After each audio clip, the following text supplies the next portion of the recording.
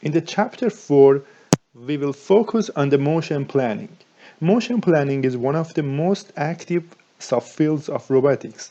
The purpose of this chapter is to provide a practical overview of a few common techniques using the mobile robots as the primary example systems. We start the lecture with a brief introduction of planning. Planning is determination of sequence of actions to achieve a given goal, usually without timing specifications, or towards achieving a given goal by achieving a set of sub-goals. In general, we will focus on motion planning for robotics, namely determining a set of actions to take a robot from one known pose to another known pose. We are also interested in considering some of the constraints on the platform, ensuring that our generated plans are feasible.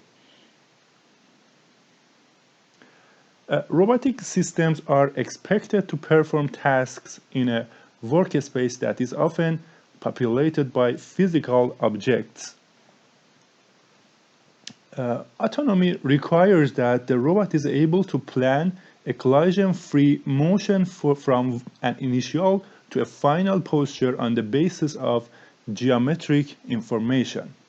Information about the workspace geometry can be entirely known in advance, and in this course we will discuss about this, or gradually discovered by the robot using sensors. That is not the case in this lecture.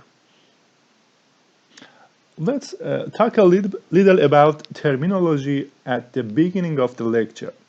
What are the main differences between motion planning and trajectory planning and path planning? In the picture on the left, you see a person walking on a rope. In this case, there is only one path, the rope. So the path planning is already solved. The path planning problem is already solved. The motion planning, on the other hand, is not easy in this case. In the picture on the right, you see a person in the maze. In this case, the path planning is hard since the person has to choose one path among many paths. In contrast, here the motion planning is easy. Of course, both planning tasks can be easy or hard at the same time or anything in between. Google Maps solves a path planning problem based on your travel type, that is car, bus, bicycle, or etc. But it does not tell you how fast or slow you should go. In the case of mobile robot, path planning is the purely geometric problem of finding a collision-free path from a start configuration without concern for the dynamics, the duration of motion, or constraints on the motion or on the control inputs. There are many definitions for the terms trajectory planning, path planning, and motion planning in different texts. In many contexts, these words can be interchangeable. However, they can also refer to specific things. Here is a glossary that may help figure that out. State is the position and velocity at a given moment in time. Motion is the change of state at any instant in time of a body. Trajectory is the state of a body or bodies over a period of time. Path is the position of a body or bodies over a period of time without worrying about velocity or higher order terms. And planning is calculating how to compose and sequence a set of primitives in a way that takes a body from an initial state to a final state while respecting a set of constraints, avoiding obstacles, or burning minimal fuel, for instance. In this course, let's consider motion planning as consisting of two parts, path planning and trajectory planning. Path planning deals with generation of a feasible path for going from A to B. Just via points are determined and there are no time consideration.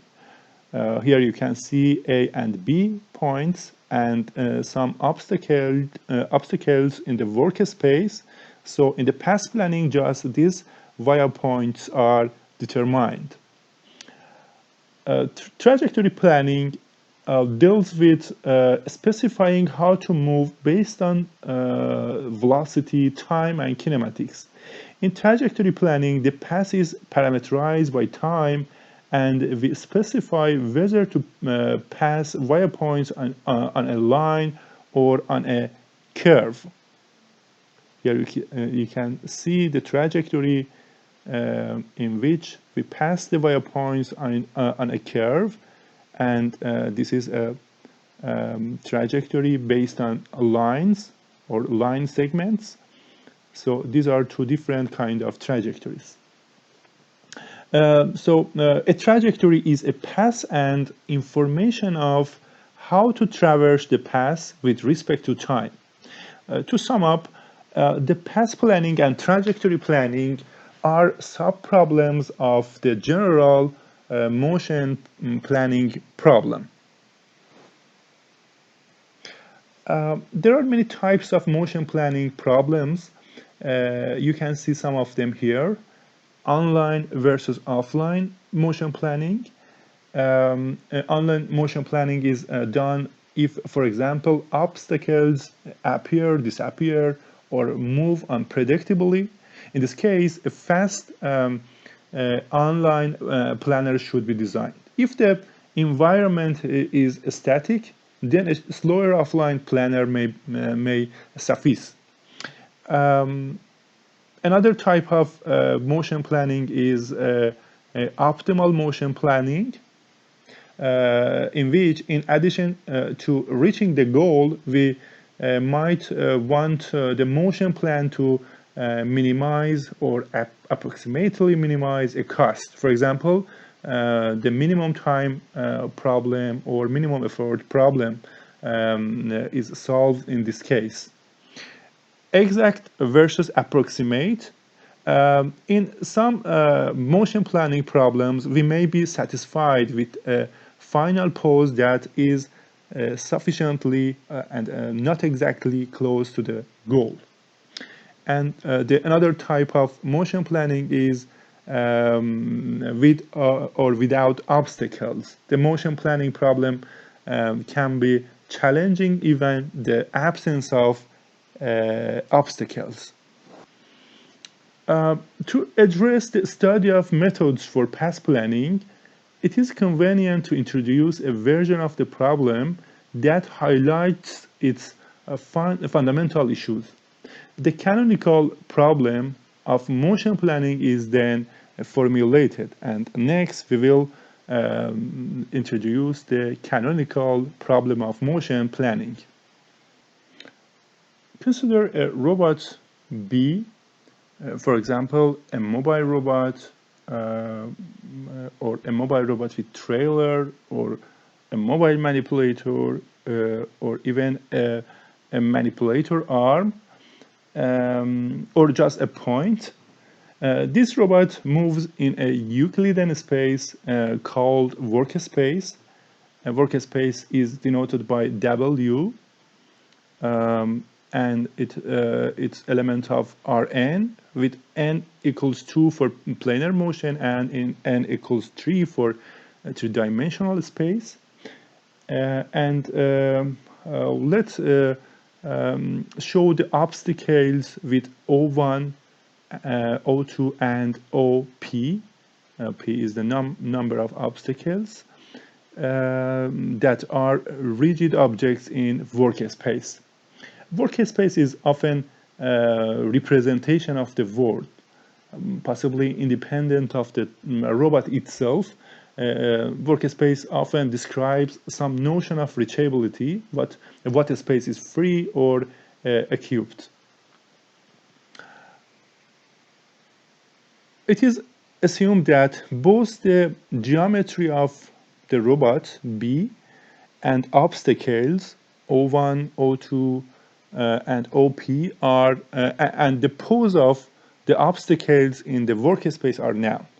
Moreover, it is supposed that a robot is free flying. That is, the robot is not subject to any kinematic constraint. The canonical motion planning problem are defined as below.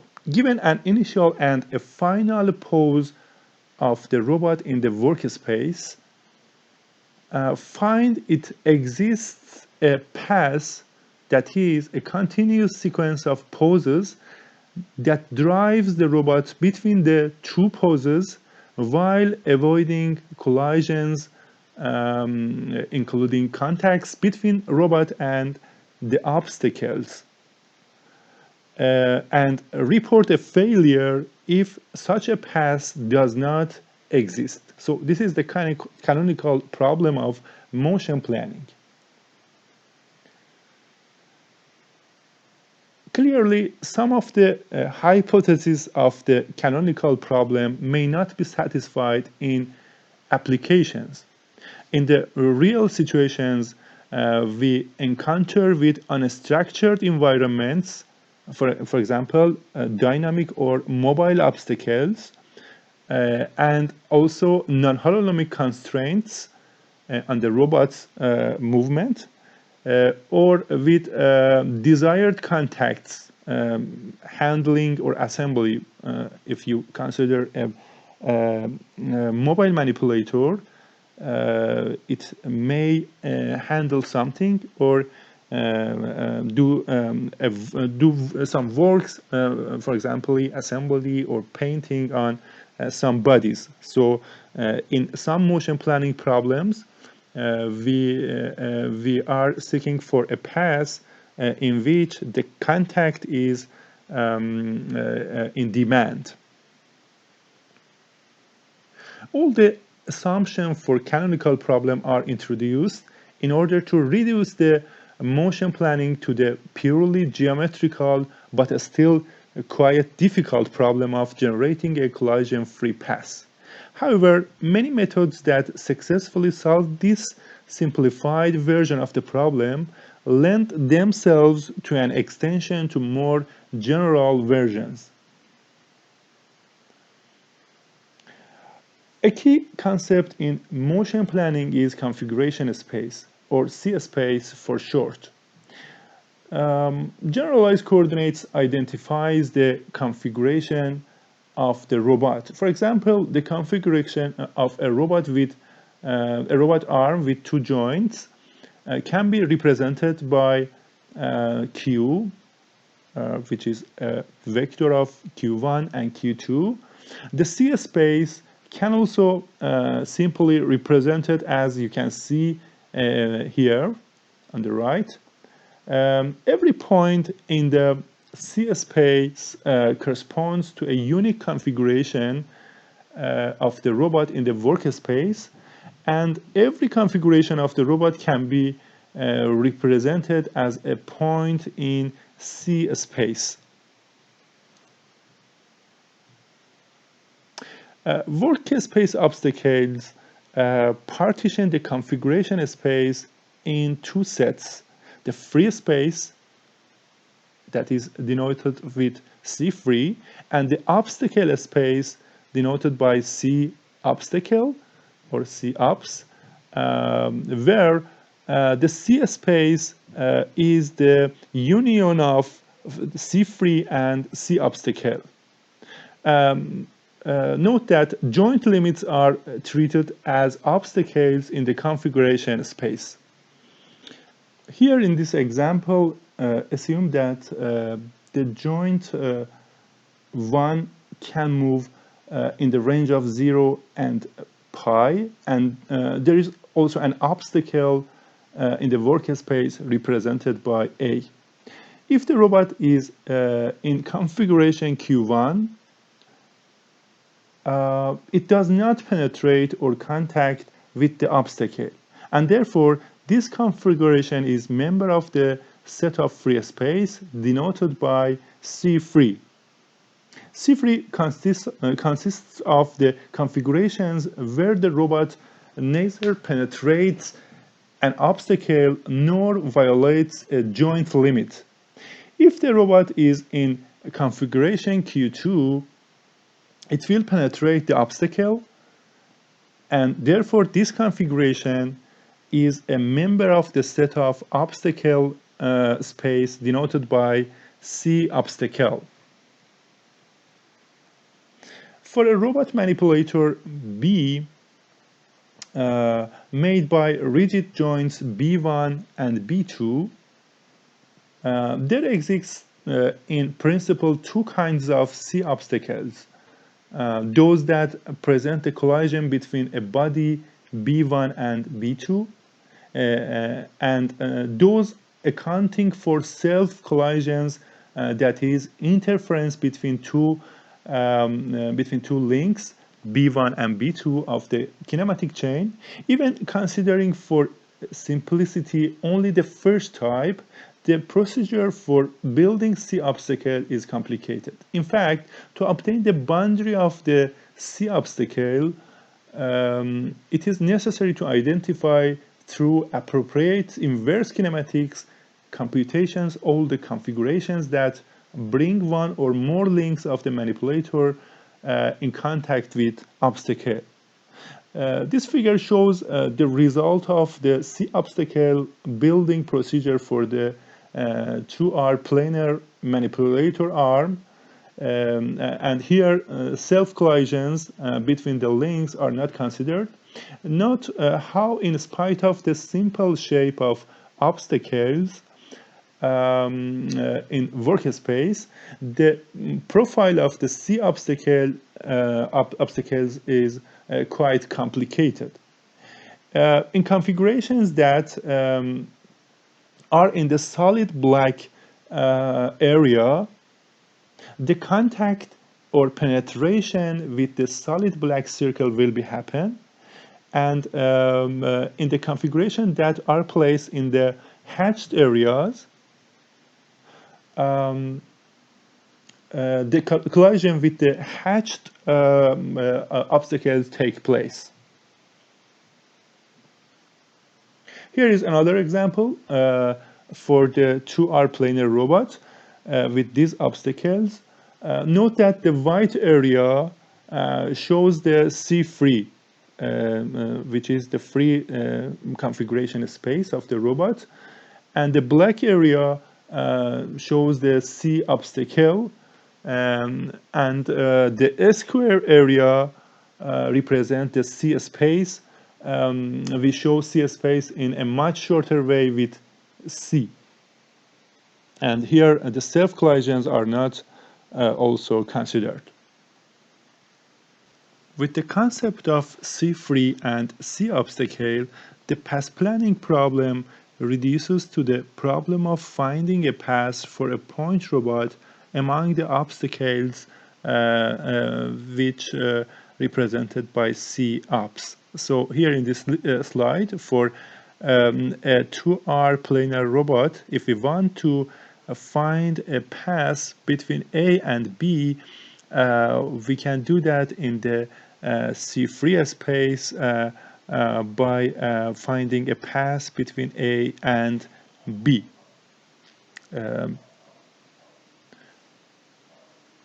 So if the obstacles break C-free into separate connected components, and A and B do not lie in the same connected component, then there is no collision-free path between two points. The explicit mathematical representation of a C obstacle can be exceedingly complex, and for that reason C obstacles are rarely represented exactly. Despite this, the concept of C obstacles is very important for understanding motion planning algorithms. Here you can see a procedure for obtaining the C obstacle in simple cases. Suppose in work space we have a polygonal or circular robot denoted by B and a polygonal obstacle represented by O. We assume that the robot can only translate and there is no rotation. If, for example, this robot is a circular robot, its configuration in the C space can be described by the Cartesian coordinates of a representative point or a reference point. For example, its center. So here, this is the center of this circle. To build C obstacle, it is sufficient to grow obstacle O isotropically by the radius of the robot, which is R. So we just expand this triangle by the radius of the robot to obtain C obstacle. Here, this rectangle shows the C space, and the green area shows the C free. This slide shows a top view of circular mobile robots with different radiuses, and the corresponding C obstacles is obtained by growing or enlarging the workspace obstacle by the radius of the mobile robot. Any point outside this C obstacle represents a free configuration of the robot. In this slide, you can see another example. The robot is polygonal and can only translate. There is no rotation. There are some obstacles in the workspace. The C obstacle is obtained by sliding the robot along the boundary of the obstacles and tracing the position of the robot's reference point. You see a path for the robot in the workspace. The corresponding path is shown in the configuration space. For motion planning and navigation of a mobile robot of any shape can be reduced to a point, precisely the chosen reference point, as long as reasonings are down in the C space and the C free space is computed. In this example, we have a triangular mobile robot which can translate but no rotate. The configuration is represented by X and Y, and so here is the reference point. Also, there is a workspace obstacle in gray. The corresponding C space or C obstacle, the C obstacle is obtained by sliding the robot around the boundary of the obstacle and tracing the position of the reference point. So you can finally obtain this bold outline polygon as the C obstacle area. The robot of the previous slide is allowed to rotate. We have to show the C space with three components given by X, Y, and theta. The two-dimensional C obstacle is the union of two-dimensional C obstacle slices at angles theta, which varies in the range of 0 and 2 pi. The C space obstacle or C obstacle from when the robot is restricted to theta equal to 0 is shown here in the red box, and you can see the bold line that shows the boundary of C obstacle when theta is 0, and the full three-dimensional C obstacle shown in slices at 10-degree increments is shown here in the blue box. Even for this relatively low-dimensional C space, an exact representation of the C obstacle is quite complex. Now let's take a look again at the representation of the configuration space of the planar 2R robot. If we assume that both joints have 360 degrees of rotation, the configuration space will be a square. Consider the configuration denoted as QA and QB, and look the corresponding configurations at the workspace. So QA and QB are here, and the corresponding configurations or poses in the workspace are shown here and here. These two poses are closed in the workspace. In the workspace they are so close, but they are far in the C space. The reason for this difference is the in the configuration space is that angles close to 0 and 2 pi leads to close poses for the links. This is not good for motion planning. We are interested in a representation of C space where if two configurations are closed in the C space, then the corresponding configurations or poses are also closed in the workspace and vice versa. To take this into account, one should fold the square onto itself so as to make opposite sides meet in sequence along its two axes. This procedure generates a ring properly called torus, which can be visualized as a two-dimensional surface immersed in three-dimensional. If we show the C space like a tor, the configurations QA and QB will be close to each other in the C space, and the corresponding poses at the in the workspace will also be close to each other. In this slide, you see a 2R planar robot arm among obstacles A, B, and C in the workspace. The C space of the robot is represented by a square, and it is assumed that there are no limitation for joint angles, rotations. The C space on the right shows the workspace obstacles A, B, and C represented by C obstacles. Therefore, any configuration lying inside the areas indicated by A in the C space correspond to penetration of the obstacle A by the robot in the workspace.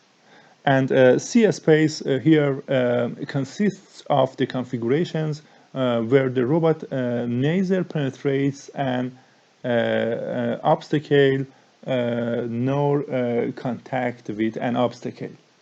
A free pass for the robot arm from one configuration to another is shown in both the workspace and the C space. So we have a scenario and we have a movement from the start pose to the end pose in this slide. In the workspace, you can see that the robot is first in the start pose, and it moves down and reaches to the pose denoted by number 4.